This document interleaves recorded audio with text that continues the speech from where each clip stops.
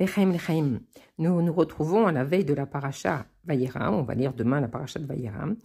Et le rabbi nous explique que chaque semaine, avec la paracha, il y a un sujet essentiel qui est développé. Et ce sujet, il est intégré. Et c'est vraiment une aura, un enseignement personnel pour chacun de nous. Et qu'on doit être très attentif parce que c'est comme ça qu'on intègre ce sujet. Et donc, on a ça et aussi l'interférence avec les jours du mois. Et si on regarde notre paracha, alors le sujet essentiel de notre paracha, c'est le dévoilement d'Akadosh Baruch Hu envers Abraham. Et le deuxième sujet, c'est par rapport au jour du mois, puisqu'on va lire cette semaine, donc ça sera le Shabbat, c'est le 17 Marcheshvan, et l'année où le Rabbi a fait le Dvar Malchut, c'était le 18 Marcheshvan, qui se trouve dans les jours précédant le Chav Marcheshvan, qui est le jour de l'anniversaire du Rabbi Rachab. Et on nous raconte que quand il avait 4 ou 5 ans, il est rentré en pleurant chez son grand-père, et il lui a demandé, le jour de son anniversaire justement, il lui a demandé pourquoi Abraham Avinu, il a eu le mérite qu'Hachem il se dévoile à lui et que nous on n'a pas ce mérite, et que son grand-père lui a répondu, quand un juif, un tzaddik, décide à l'âge de 99 ans de faire la Brit Mila, alors il mérite qu'Hachem se dévoile à lui. Donc on a deux histoires de dévoilement d'Akadosh Baruch Hu, si on peut dire. Une, c'est pour Abraham, et l'autre, c'est de comprendre qu'est-ce qui s'est passé avec Abraham. Puisque la paracha, c'est un enseignement pour chacun de nous. On doit comprendre qu'est-ce qui s'est passé, ce dévoilement avec Abraham Avinu, pour le comprendre, pour le vivre nous aussi. Et donc, le Rabbi nous explique qu'il y a deux enseignements au début. On nous parle, dans la paracha de l'Erecha, on nous dit qu'Hachem s'est dévoilé à Abraham, mais que ce dévoilement, il était très faible, et que pourtant, Abraham, il ne pouvait pas supporter ce dévoilement, et que ça le jetait par terre. Et dans notre paracha, on voit que tranquillement, Abraham, il est assis à la porte de sa tente, et là, on explique, le Zohar explique qu'Akadosh Baruch Hu s'est dévoilé entièrement, et qu'Abraham, il a reçu ce dévoilement, il a intégré ce dévoilement. Qu'est-ce qui s'est passé entre ces deux étapes? Eh bien, c'est grâce à la valeur de la Brit Mila. Et donc, le Rabbi nous explique aussi la Brit Mila, elle contient ces deux extrémités. D'un côté, cette mitzvah, elle est au-dessus du Shem Havaya. Et donc, c'est un dévoilement d'Akadosh Baruch Hu le plus intense qui peut exister. Et d'un autre côté, Akadosh Baruch Hu, il se dévoile dans l'endroit le plus bas de l'homme. Donc, on a encore ces deux extrêmes. La même chose, Abraham, il est assis et il reçoit le dévoilement le plus grand d'Akadosh Baruch Hu, et la Brit Mila aussi. C'est Akadosh Baruch Hu qui se dévoile dans l'endroit le plus bas de l'homme. Et là, le Rabbi va expliquer que c'est justement le but de la création. Dieu, il ne veut pas se révéler dans les mondes supérieurs, et on sait que dans les mondes supérieurs, il n'y a qu'un révèlement intense d'Akadosh Baruch Hu, mais c'est un gilouï, c'est un dévoilement. Tandis que dans ce monde-là, où Akadosh Baruch Hu, il est complètement voilé, mais grâce au travail du juif, alors on peut le révéler, et d'une manière tel qu'il est, atzmut ou maout, c'est-à-dire que on pourrait penser comme comme quelqu'un qui connaît un grand professeur à l'hôpital, et il le connaît d'une certaine manière, il voit ses grandeurs, il le connaît d'après sa profession, d'après comment il se comporte à l'extérieur, mais on ne peut pas connaître comment il est à l'intérieur dans sa maison. Et donc c'est ce qu'on nous explique, que quand Mashiach va venir, on va comprendre comment Akadosh Baruch Hu, il est lui-même Atzmut ou Maout. Et ça, cette connexion avec Atzmut ou Maout, c'est donné que aux Juifs de pouvoir l'intégrer. Et c'est exactement ce même effet, c'est-à-dire Akadosh Baruch Hu tel qu'il est Atzmut, qui peut se révéler dans l'endroit le plus bas, dans l'endroit où on ne le voit pas, dans notre monde où on est rempli de notre ego et qu'on ne voit pas Akadosh Baruch Hu. On peut le voir qu'avec un travail. Et parallèlement à ça, on voit que à partir du moment où Abraham Avinu, il a fait la Brit Mila, il a légué à tous ses descendants cette Gdusha, parce qu'à partir du moment où il a fait la Brit Mila, il est devenu Kadosh, et que donc tout ce qu'il a pu faire dans le monde, ça révèle la Gdusha. Et puis, puisqu'on sait qu'un homme, quand il fait une mitzvah, il révèle la Gdusha dans la chose. Et ça nous est légué par Abraham Avinu. Puisqu'il a fait ce travail, il nous a légué toute cette force. Et là, maintenant, on peut comprendre la question du petit Rachab. Puisqu'Abraham Avinu, il a fait la Brit Mila, et que par cette Brit Mila, la Nefesh Elokit, elle est rentrée en nous, et ça, c'est un legs que tout enfant, dès la naissance, il possède une Neshama Elokit, même avant de faire la Brit Mila. Bien sûr, on va faire la Brit Mila pour révéler cette dimension, mais on a cette dimension de juif à partir de la naissance. La Neshama, elle est déjà rentrée dans le corps, que ce soit un garçon ou une fille, on est déjà on reçoit déjà cette neshama. Qu'est-ce que c'est cette neshama? C'est une partie de Dieu lui-même. Et si on peut donner un exemple, c'est comme par exemple quand on a une baguette devant nous, peu importe de quel endroit on va lever la baguette. On la lève, que ce soit d'un côté ou de l'autre, on la lève. Ça veut dire que c'est un tout. À partir du moment où on la soulève, on soulève tout. Et c'est la même chose avec la neshama. À partir du moment, même s'il y a une infime partie qui est en nous, à partir du moment où elle est en nous, alors on soulève toute la neshama, c'est-à-dire qu'on est maître de cette neshama.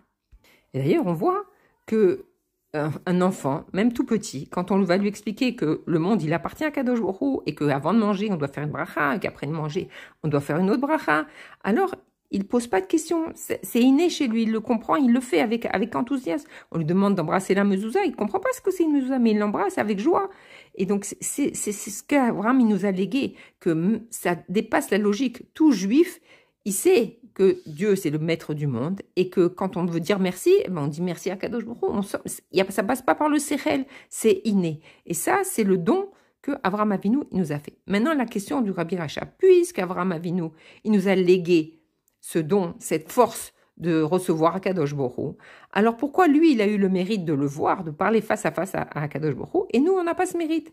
Si on peut creuser la question, c'est que le Rabbi Racha dit comment on peut passer une vie entière sans chercher à ressentir Akadosh Baruch Hu. Puisqu'on a cette possibilité, c'est comme un trésor qu'on a en nous, comment on peut passer une vie à s'occuper d'autre chose que de chercher ce émet qui est en nous? Et là vient lui répondre le Rabbi Tzemar Tzedek. Il lui explique, quand un juif âgé de 80, un tzaddik, c'est-à-dire qui toute sa vie, il cherche la Gdusha et s'élever dans la Gdusha. Et quand il arrive à l'âge de 99 ans, c'est-à-dire quand il arrive à la perfection de tout son travail, encore à ce moment-là, il doit faire la Brit Mila. Qu'est-ce que ça veut dire faire la Brit Mila? La Brit Mila, c'est d'imprégner le nom divin dans le corps, puisque c'est la seule mitzvah où elle est imprégnée dans le corps. Par exemple, on met les tefilines ne sont pas imprégnées dans le corps. Mais là, c'est quelque chose qui reste indéfiniment dans le corps. Et donc, qu'est-ce que ça veut dire? Alors que ce soit pour les femmes ou pour ceux qui n'ont pas encore fait la Brit Mila, ça veut dire que c'est imprégné à Kadosh Baruch Hu, la Gdusha, dans tout ce qui est en moi et dans mon entourage. C'est-à-dire chaque chose que j'utilise, je dois révéler à Kadosh Baruch Hu dedans. Je dois sentir la Gdusha qui est dedans. Que ça soit dans ma vie personnelle, que ça soit dans mon travail, que ça soit dans tout, c'est imprégner la Gdusha dans tout ce qui me touche. Et donc, quand je vais imprimer cette Gdusha en pensée, parole, action, dans toutes mes actions, alors ça va m'ouvrir mes yeux, et je vais voir Akadosh Baruch Hu. C'est-à-dire que je vais mériter, apte à recevoir le dévoilement divin. Et ça, on peut le constater chacun de nous. On peut passer un certain temps sans voir l'Ashgacha Pratit. On peut vivre comme ça, une vie de Gdusha sans voir l'Ashgacha Pratit. Mais quand on travaille sur nous de telle manière, à essayer de chercher Dieu dans tous les instants de notre vie, alors on voit vraiment comment Dieu il se manifeste d'une manière extraordinaire. On pense à quelqu'un, on le voit, il y a des choses extraordinaires. Et on l'interprète directement et on voit cette révélation divine. Pourtant, Dieu, il a toujours été là. Mais avant, j'ai pas eu ce mérite parce que j'étais encore grossier. J'ai pas pu rencontrer, voir ce dévoilement. Et c'est ça le message. Plus je vais avancer dans la Gdusha et plus je vais faire ce travail de révéler Dieu vraiment dans chaque chose. Et plus je vais faire ce travail et plus je vais avoir une révélation. Et ça veut dire qu'on n'arrive jamais à la perfection. 99, ça veut dire que tu es presque arrivé à la perfection, mais encore tu dois faire ce travail. Et là, le Rabbi nous explique que tout ce processus, il est encore beaucoup plus fort d'Afka dans notre génération. Dans notre génération, on a ce défi d'amener la révélation de Mashiach Tzidkenu. Et on a cette mission que le Rabbi nous a donnée, de faire tout ce qui est en notre pouvoir pour amener concrètement Mashiach immédiatement. Et comment on fait ça? Et le Rabbi de nous dire c'est exactement le même processus qu'on vient de voir. La chose qu'on doit savoir, c'est que Mashiach, c'est pas quelque chose qui est séparé de lui. C'est-à-dire, bien sûr, qu'il y a le Mashiach Klali général, le Rabbi Melech HaMashiach qui va nous délivrer. Mais il faut savoir qu'en chacun de nous, on a une étincelle de Mashiach. Et cette étincelle, elle existe, quoi que je fasse, sans travail. Et une fois que j'ai compris, que j'ai la conscience que j'ai cette étincelle, alors je veux que cette étincelle, elle éclaire, et qu'elle éclaire le monde, et qu'elle m'éclaire à moi. Le Rabbi nous expliquer, quand un juif, il va s'annuler, s'investir dans toute la shlichut qu'il est, puisque on sait que chacun de nous, on descend dans ce monde avec une certaine mission. Et quand on va faire cette mission de toutes nos forces, et le Rabbi nous expliquer, si on regarde le mot shaliach, et que donc, si on remplace le lamed par le même, ça fait Mashiach. C'est-à-dire que quand on fait notre shlichut avec les 10 forces de notre âme, alors on révèle Mashiach. Et révèle cette étincelle de Mashiach qui est en moi, quand je vais exécuter ma shlichut avec mes 10 forces de mon âme.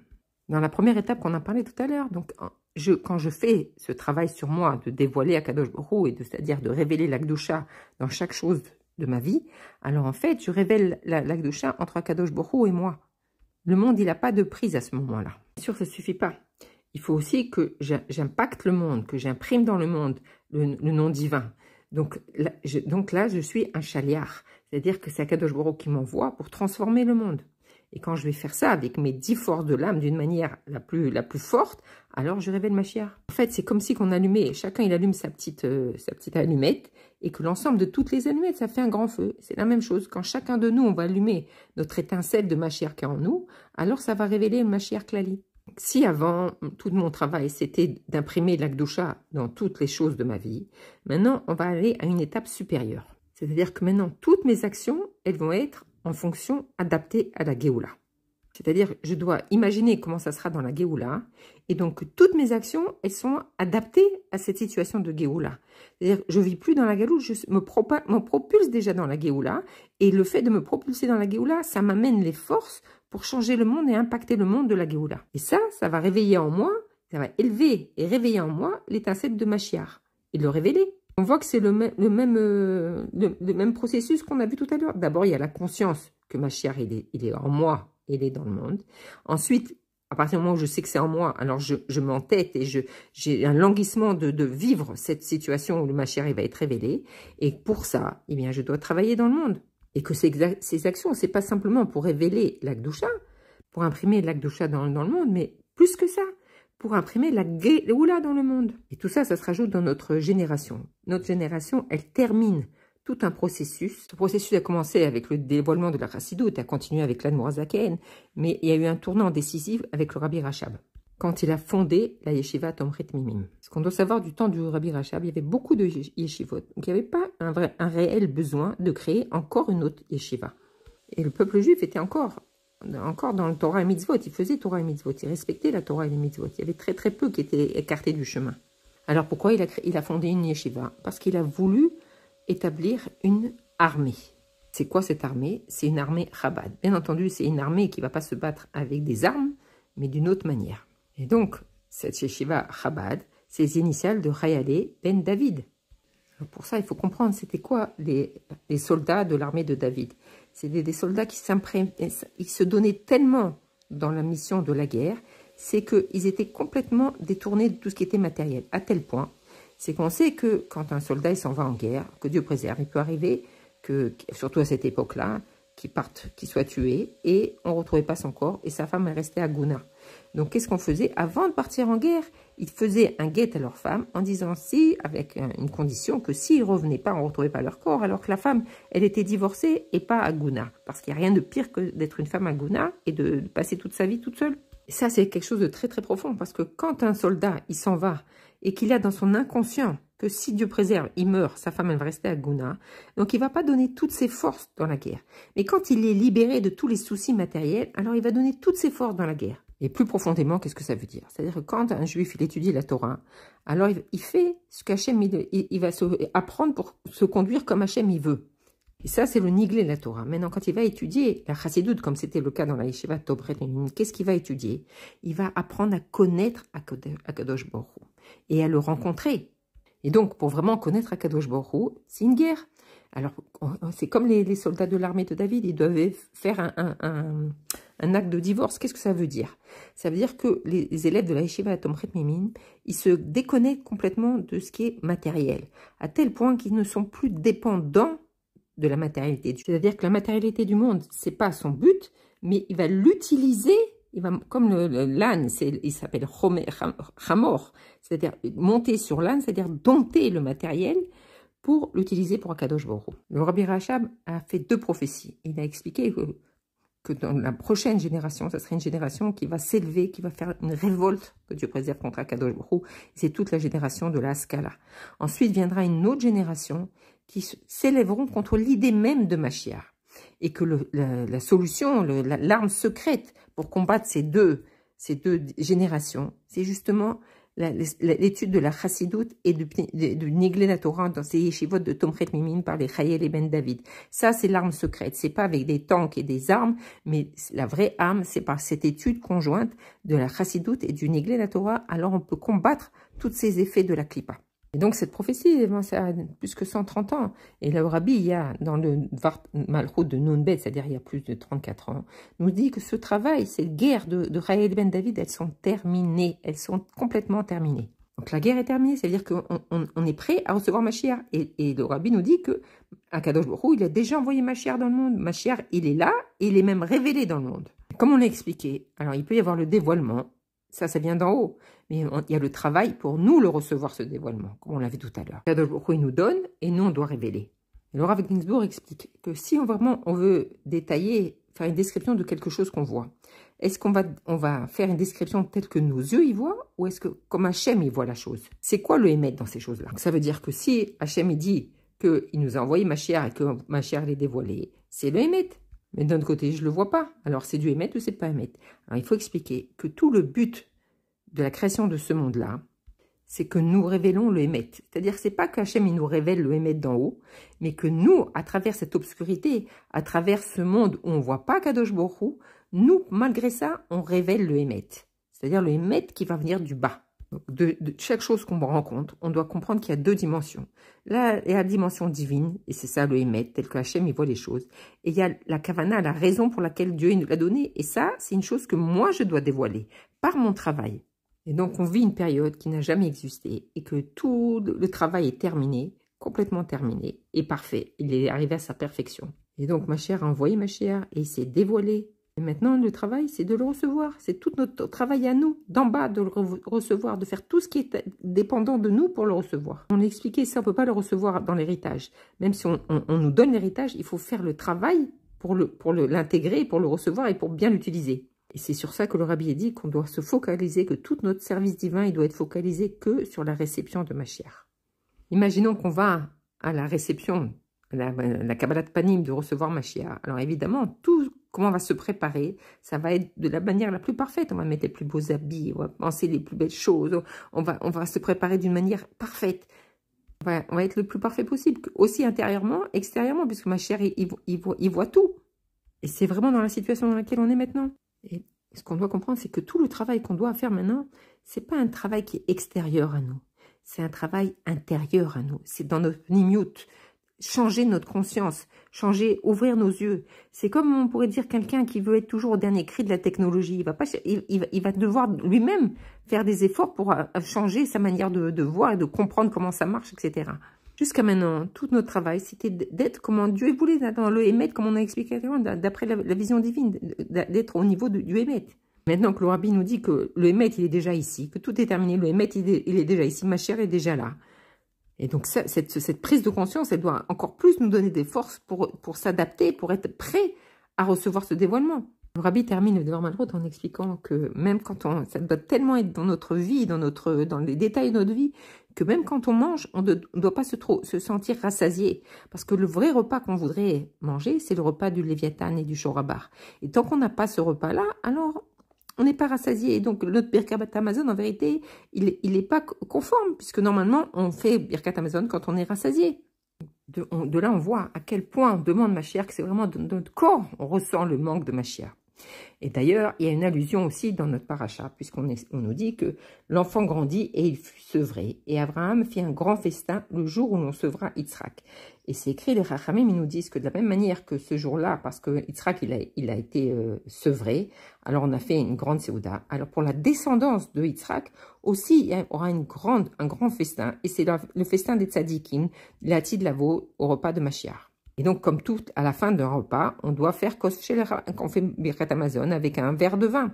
Et qui c'est qui doit faire cette bénédiction sur le verre de vin? Kadosh Baruch Hu, il demande à Abraham, à Yaakov, à Moshe Rabbeinu, et aucun se sent assez apte à faire ça. Et finalement, c'est David Améler qui va faire la bracha sur le vin. Et c'est toutes ces images-là qui doivent tellement me pénétrer et m'ouvrir vers un monde, le monde de la Géoula, et c'est ça qui doit me pénétrer tellement que ça va me réveiller et me donner envie d'être à cette réception-là, et me donner des forces de travailler pour ça. On se trouve dans une situation très très particulière parce que d'un côté, on est tellement proche de la Géoula, mais d'un autre côté, on peut plus supporter ces derniers instants, ils sont insupportables et on crie de tous nos cœurs à Admataï. C'est-à-dire qu'on sent, on commence à sentir le vent de la Géoula tellement concret et on ne supporte pas d'avoir encore à attendre.